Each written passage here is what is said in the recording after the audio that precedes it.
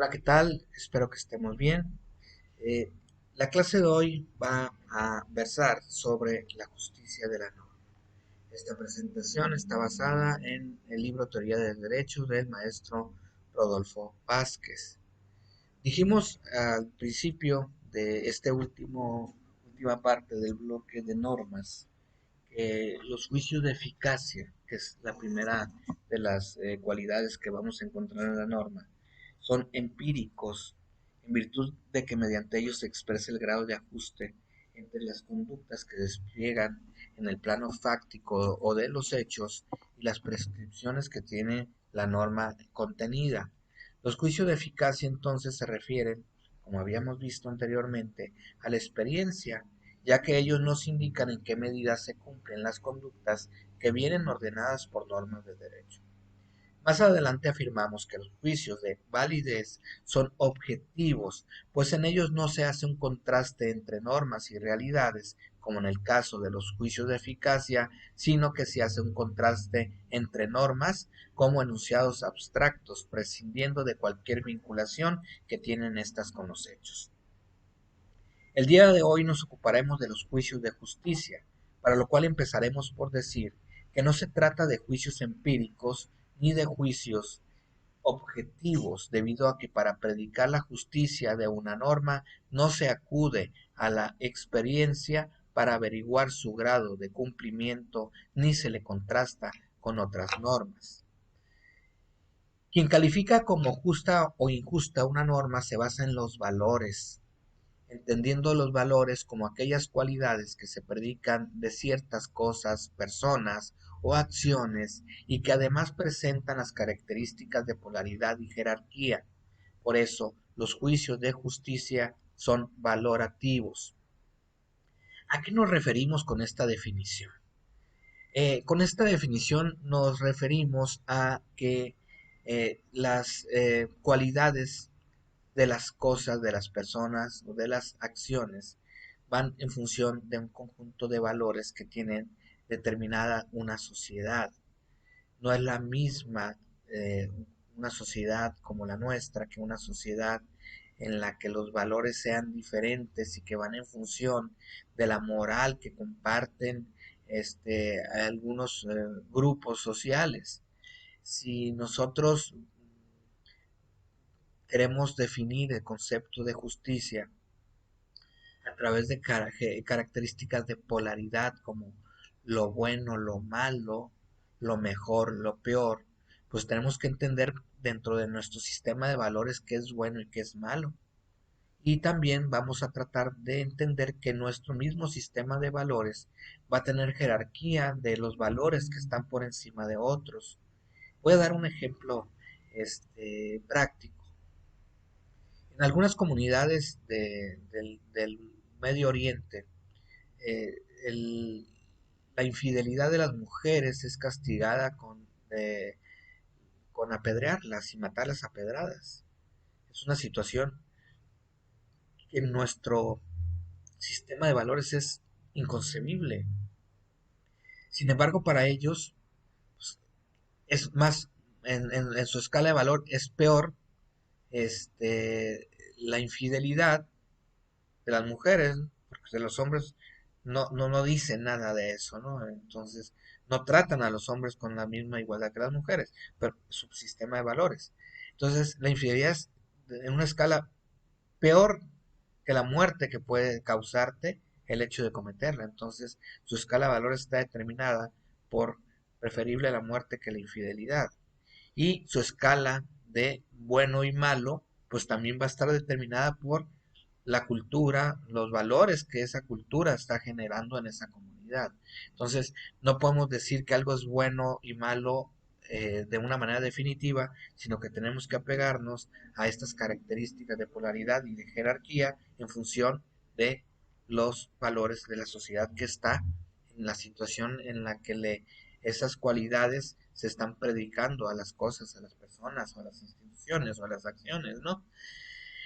En fin, a decir de Norberto Bobbio, el problema de si una norma es o no justa es un aspecto de la oposición entre el mundo ideal y el mundo real.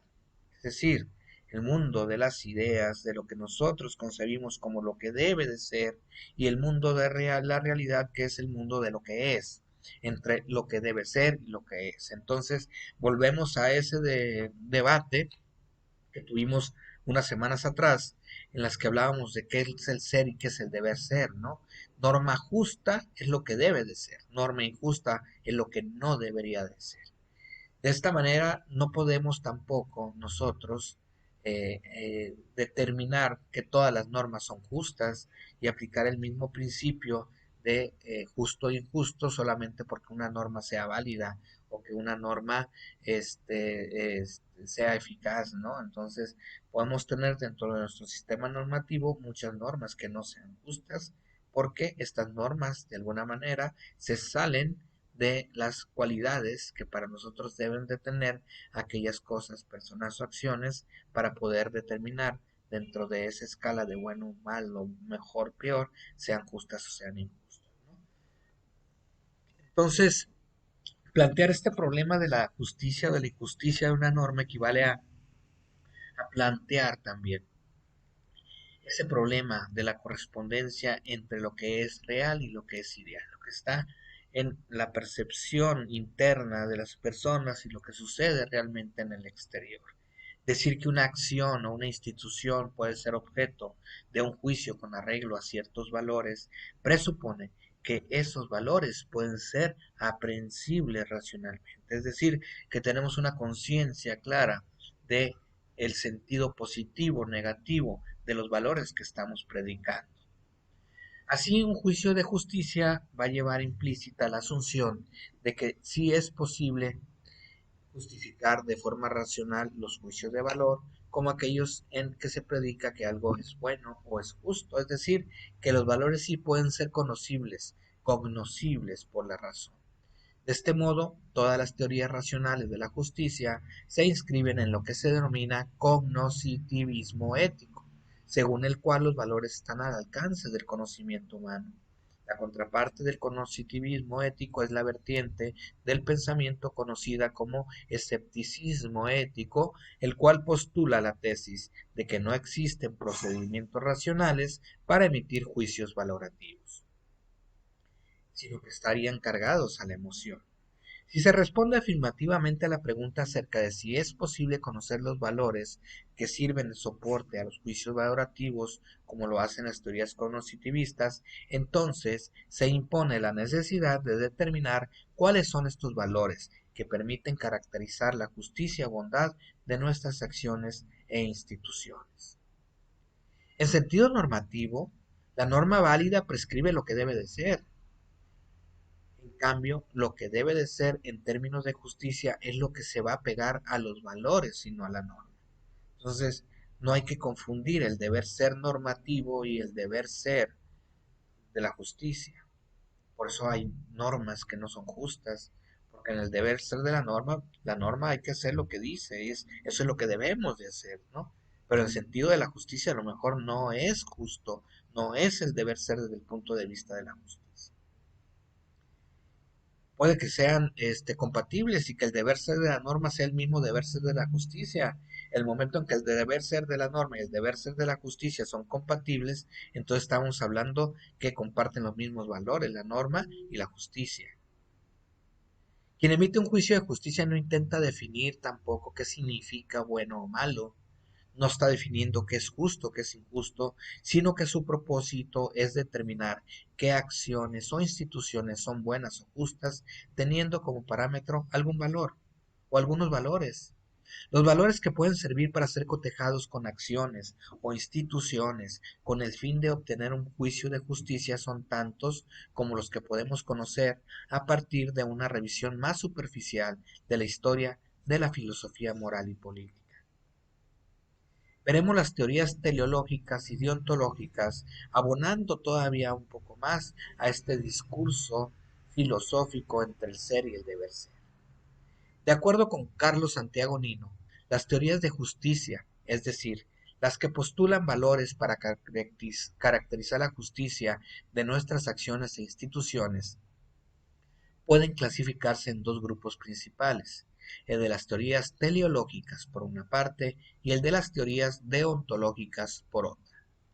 Al respecto, Nino afirma: las primeras son las que hacen prevalecer lo bueno sobre lo moralmente correcto, o sea, juzgan a las acciones no por ciertas cualidades intrínsecas o las que están dentro de la persona, sino por cómo ellas y sus consecuencias contribuyen a alcanzar cierta meta valiosa o a realizar o a maximizar cierto estado de cosas intrínsecamente bueno.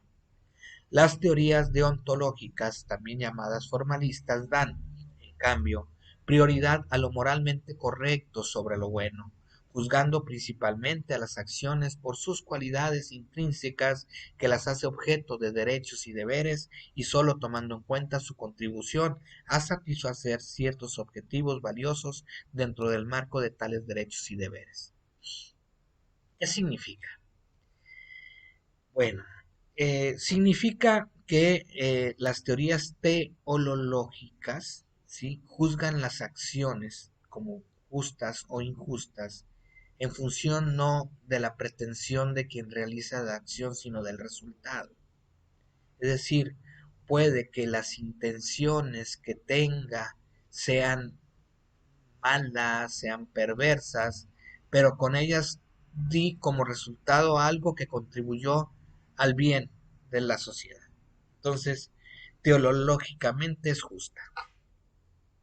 Sin embargo, la teoría deontológica va a entender lo justo a partir de la intención, de lo que está dentro de quien ejecuta la acción.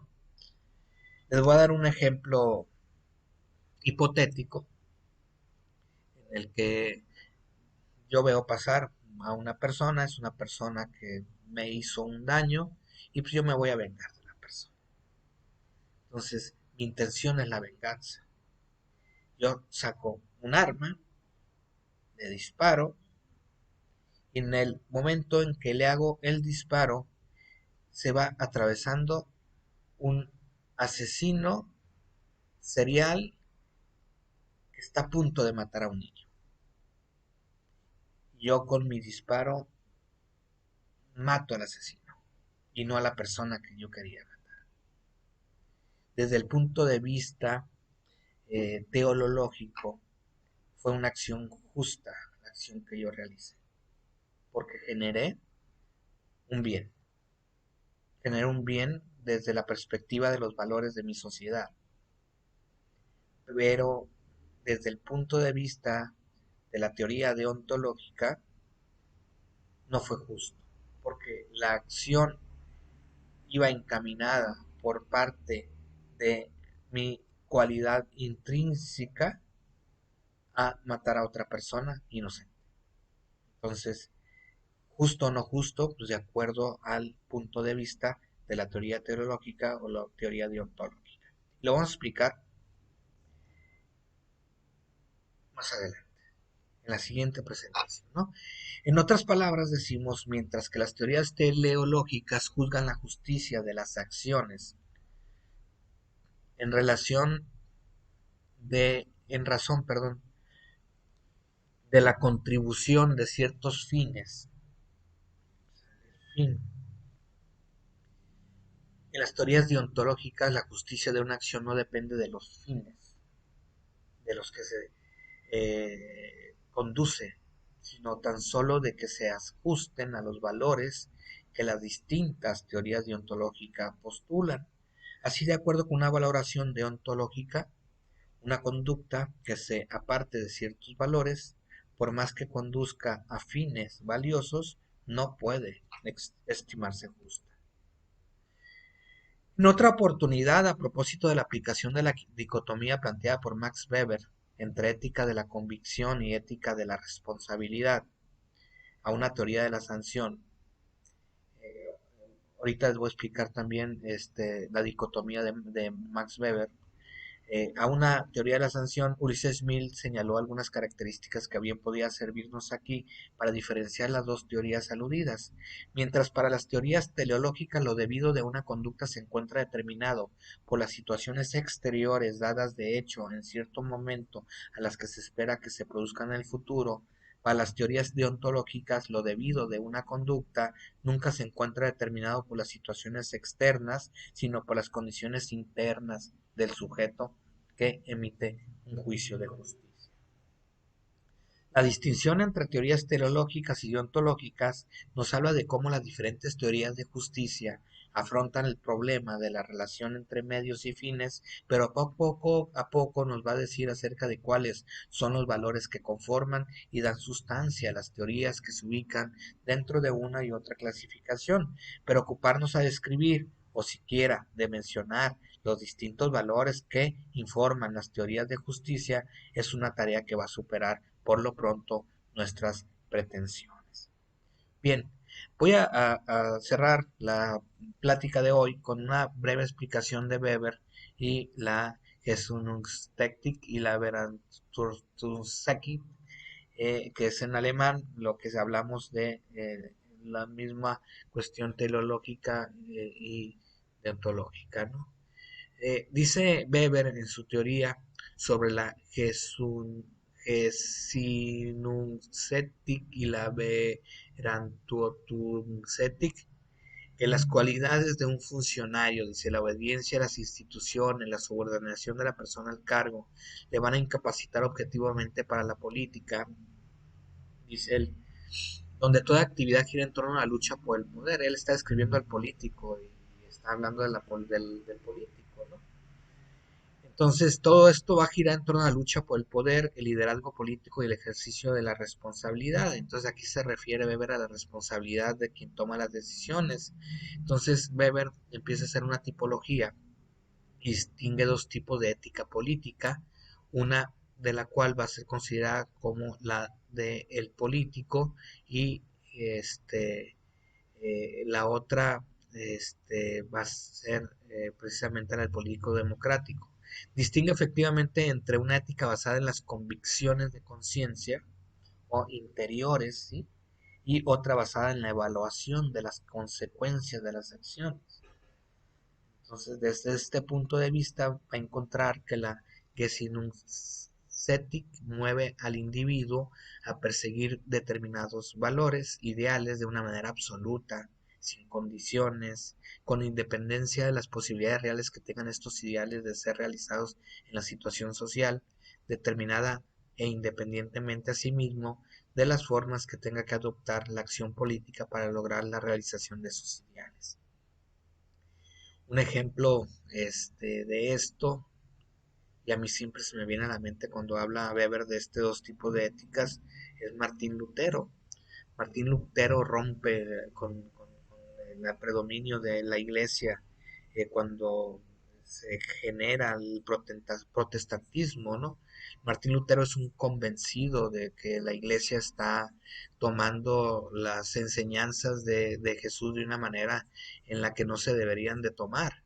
Él está viendo sin importarle las consecuencias, sin importarle su propia vida, y busca una reforma dentro de la iglesia que retome los principios de justicia de la iglesia, ¿no? Esto se da en la coyuntura de que están construyendo el Vaticano y para poder hacerse de fondos para construir el Vaticano empieza la iglesia a vender las llamadas indulgencias. Las indulgencias eran un papel que te decía, sí, ¿sabes qué? Te vamos a garantizar la entrada al cielo cuando te mueras y te lo va a firmar el Papa, no ten, ahí te va, págame. Entonces decía Lutero, no, o sea, no se puede vender una indulgencia, o sea, una indulgencia de este tipo se la tiene que ganar la persona. Entonces empieza un proceso de transformación en donde Lutero no está buscando un beneficio personal, ¿no? Sino que está buscando realmente por sus convicciones, por sus ideas, que haya un cambio real y que se retomen los principios básicos de la iglesia, ¿no? La Verantwortungsethik, por el contrario, es un tipo de moral según la cual el actor realiza sus acciones evaluando los efectos que aquellas pueden tener. tanto los efectos queridos como no queridos. Entonces tu acción no va encaminada a algo que te impulsa desde adentro, sino que va encaminada al logro de un objetivo que lo estás viendo hacia afuera. Este tipo de ética se caracteriza, por tanto, por tomar en consideración las consecuencias que se pueden derivar de la propia acción, trayendo para ello a colación incluso todo tipo de conocimiento racional que pueda arrojar luz sobre los resultados que se pueden derivar de la acción. Aquí me viene a la mente también Maquiavelo y el escrito que hace del príncipe, donde le hace al príncipe una serie de recomendaciones para mantener el poder. Es decir, el príncipe no mantiene el poder por una convicción de gobernar, sino por mantener el poder. Entonces ya es una situación de pasión, ya no es una situación intrínseca, sino que estás valorando que vas a tener beneficios por el poder. La gran diferencia entre estas éticas reside en la distinta valoración que hacen de las posibilidades reales de alcanzar éxito en sus acciones, mientras que quien sigue la Verantwortungsethik reflexiona sobre el éxito de sus acciones, a quien sigue una Gesinnungsethik le interesan las convicciones o los principios en cuanto tales, con total independencia si se va a lograr su éxito o no lo va a lograr.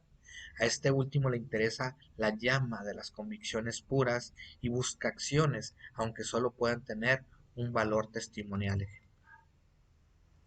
Hasta aquí la clase de hoy. Espero que podamos haber entendido un poquito el tema de justicia y ya podamos combinar justicia, eficacia y validez cuando estemos analizando las normas jurídicas. Muchas gracias a todos por su atención.